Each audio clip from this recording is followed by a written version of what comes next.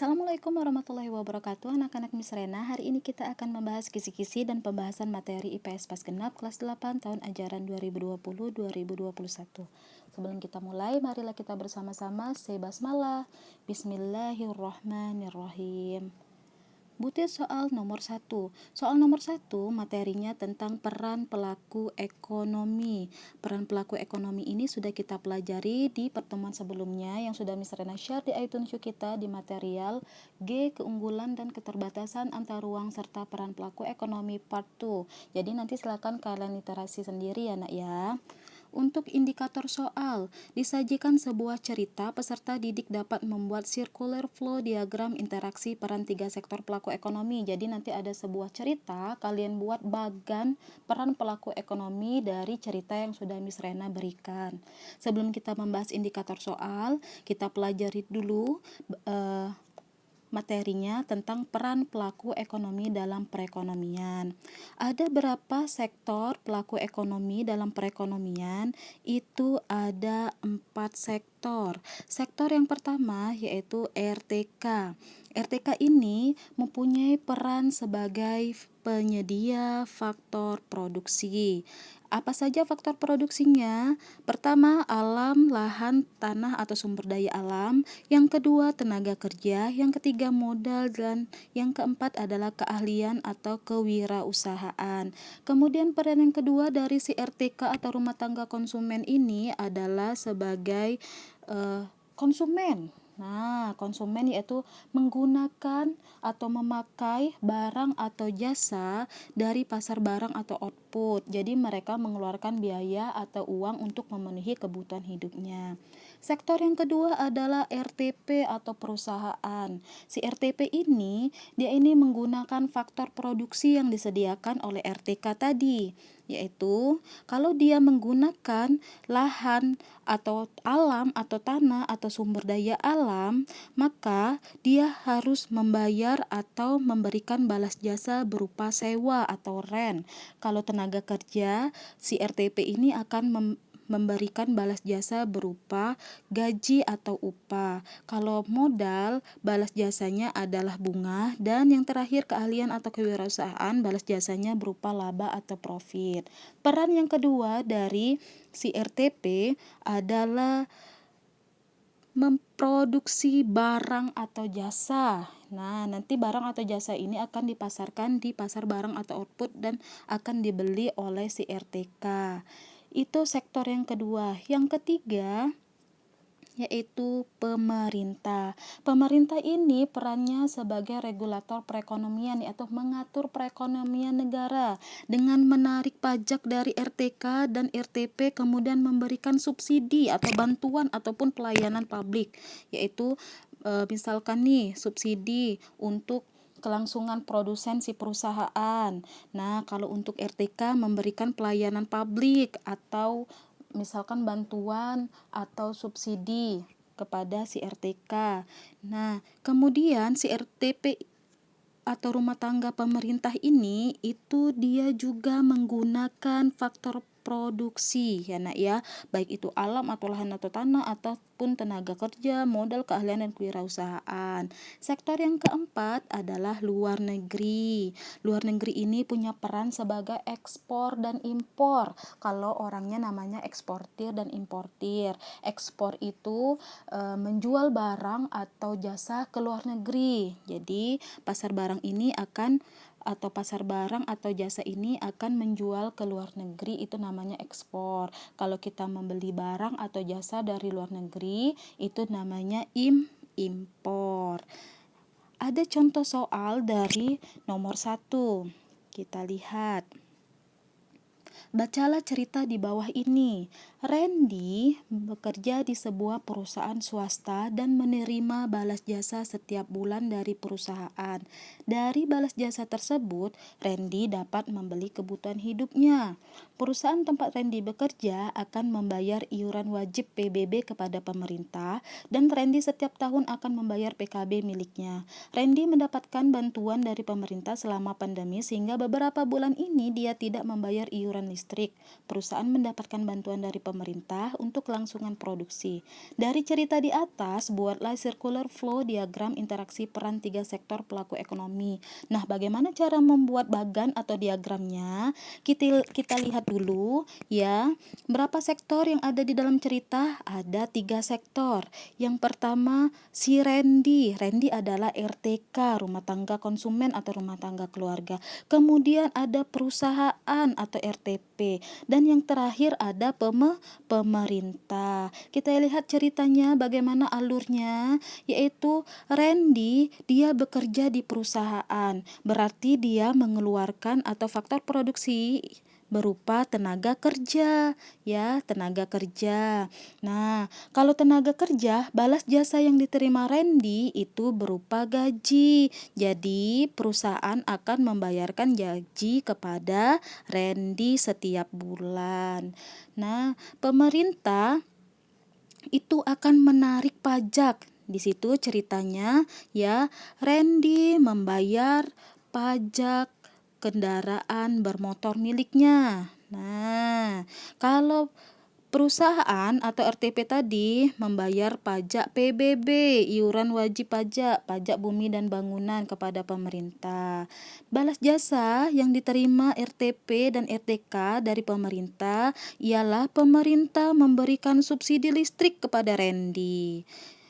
Sedangkan untuk RTP, pemerintah memberikan subsidi bahan baku untuk kelangsungan produksinya si RTP.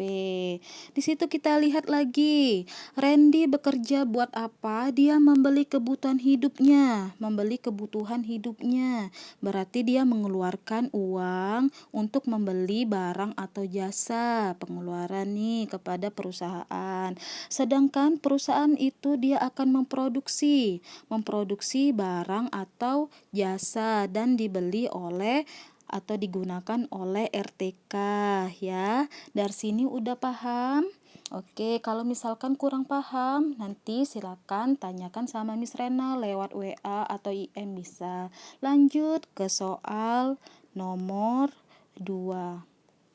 Soal nomor 2 itu materinya tentang kegiatan ekonomi agrikultur di Indonesia. Sama seperti soal nomor 1, materinya sudah kita pelajari dan sudah Miss Rena share di iTunes Show di material, yaitu I, ekonomi kelautan, maritim dan agrikultur. Indikator soal disajikan sebuah gambar beserta teks. Peserta didik dapat menganalisa penyebab sektor pertanian belum mampu meningkatkan kesejahteraan Indonesia terutama bagi para petani. Jadi nanti ada sebuah gambar dan teks. Nah, peserta didik dapat menganalisa penyebab kenapa sektor pertanian belum mampu meningkatkan kesejahteraan Indonesia terutama bagi para petani. Kita masuk ke materi tentang ekonomi agrikultur. Apa itu ekonomi agrikultur?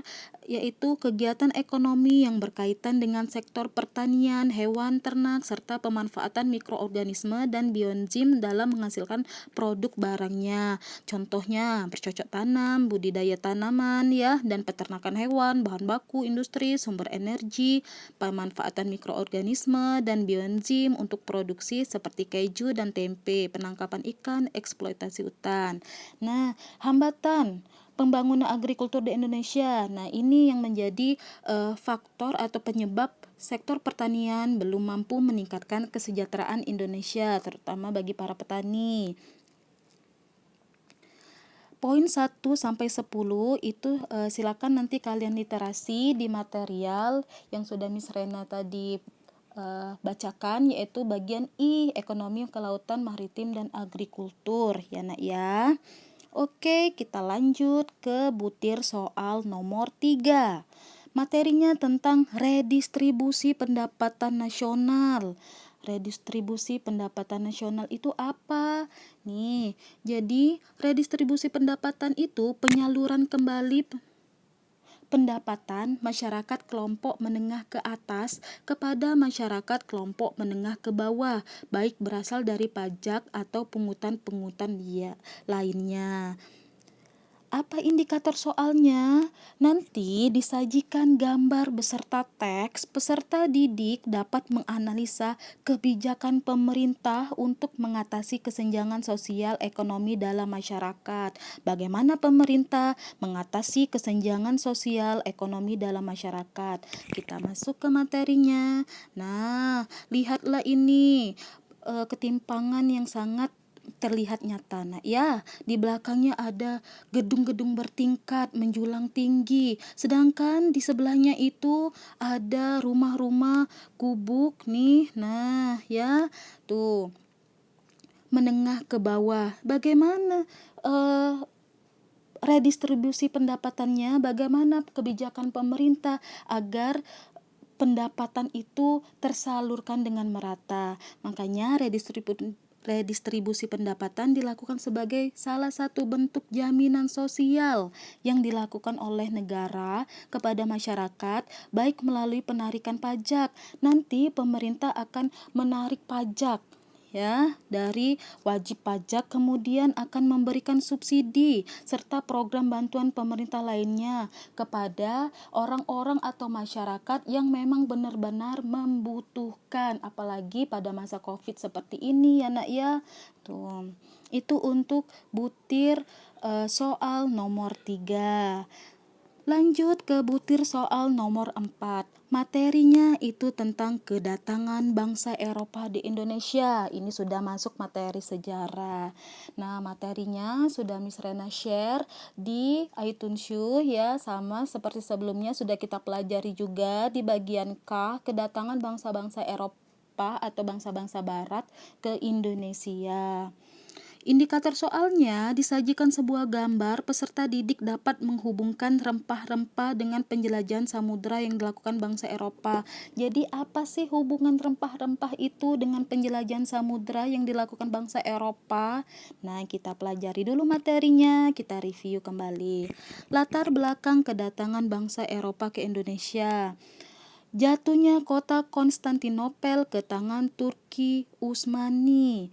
Itu jatuhnya kota Konstantinopel itu merupakan ibu kota Romawi Timur yang merupakan pusat perdagangan internasional ke tangan Kesultanan Turki Utsmani tahun 1453. Inilah yang menyebabkan bangsa Eropa mengalami kesulitan mendapatkan rempah-rempah.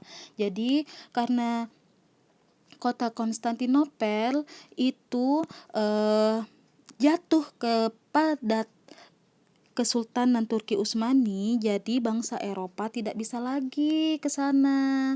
Ya, jadi mereka mencari jalan, mau mencari rempah-rempah itu kemana. Jadi timbullah ide untuk melakukan penjelajahan samudra untuk mendapatkan rempah-rempah. Kenapa?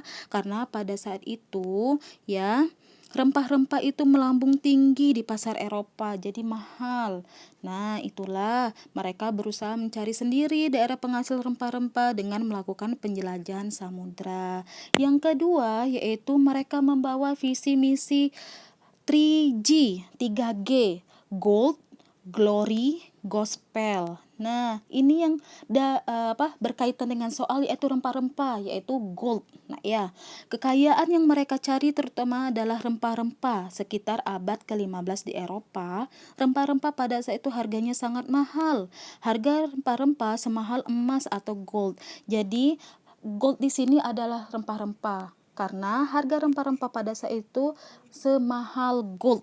Nah, mereka sangat membutuhkan rempah-rempah untuk industri obat-obatan, mengawetkan makanan, bumbu masak, kosmetik, dan lainnya. Itulah mereka mencari jalan, mencari cara untuk mendapatkan rempah-rempah sehingga mereka atau bangsa-bangsa Eropa melakukan penjelajahan samudra. Oke, lanjut soal kelima atau soal yang terakhir. Butir soal nomor 5 ini tentang usaha persiapan kemerdekaan Indonesia. Ini sudah Miss Rena share juga materinya di iTunes kita di material yang terakhir. Usaha persiapan kemerdekaan Indonesia. Ya, indikator soalnya disajikan sebuah gambar. Peserta didik dapat menjelaskan sejarah lahirnya Pancasila. Nah, kita beberapa hari kemarin kita memperingati hari lahirnya Pancasila setiap tanggal 1 Juni. Kenapa kita memperingati hari lahirnya Pancasila? Kita masuk ke sejarahnya, ya. Proses persiapan kemerdekaan Indonesia. Kekalahan Jepang pada Perang Pasifik, kemudian mereka berusaha mendapatkan hati masyarakat dengan menjanjikan kemerdekaan kepada Indonesia dan membentuk sebuah lembaga yang tugasnya untuk mempersiapkan hal tersebut, yaitu maka dibentuknya BPUPKI, Badan Penyelidik Usaha Persiapan Kemerdekaan. Nama lainnya adalah Dukuritsu Junbi Chosakai, ya Nak ya. Nah, ini dibentuk pada tanggal 28 Mei 1945 di Gedung Chosangiin. Ini adalah Gedung Chosangiin, dinamakan Gedung Pancasila sekarang. Nah, kenapa dikatakan Gedung Pancasila atau dinamakan Gedung Pancasila? Bagaimana sejarahnya? Jadi pada saat rapat, ini Gedung Chosangiin ini terletak di Jalan Pejambon 6 Jakarta. Di gedung inilah BPUPKI, ya, rapat BPUPKI yang diketuai oleh Dr. Rajiman Widyodiningrat berlangsung. Ini terlaksana 2 kali sidang. Sidang yang pertama itu membahas tentang dasar negara. 3 tokoh yang menyampaikan konsepnya, yaitu Muhammad Yamin, Profesor Dr. Mr. Supomo, dan yang terakhir adalah Insinyur Soekarno pada tanggal 1 Juni 1945. Nah, dari gagasan atau penyampaian, ya, mengenai 5 dasar dari Presiden kita Insinyur Soekarno pada tanggal 1 Juni 1945, itulah yang menjadi dasar negara kita, sehingga kita memperingati hari lahirnya Pancasila setiap 1 Juni. Oke. Sidang yang kedua itu membahas tentang Undang-Undang Dasar 1945. Oke, dari sini kalau misalkan ada pertanyaan silakan WA atau IM Miss Rena ya Nak ya. Soalnya 1-5 esai. Semoga kalian bisa memahami apa yang Miss Rena jelaskan dan Miss Rena akhiri ya. Alhamdulillah, sama-sama kita ucapkan semoga ujiannya lancar, diberikan kemudahan oleh Allah dalam menjawab soalnya dan mendapatkan nilai yang memuaskan. Terima kasih anak-anak Miss Rena. Wassalamualaikum warahmatullahi wabarakatuh.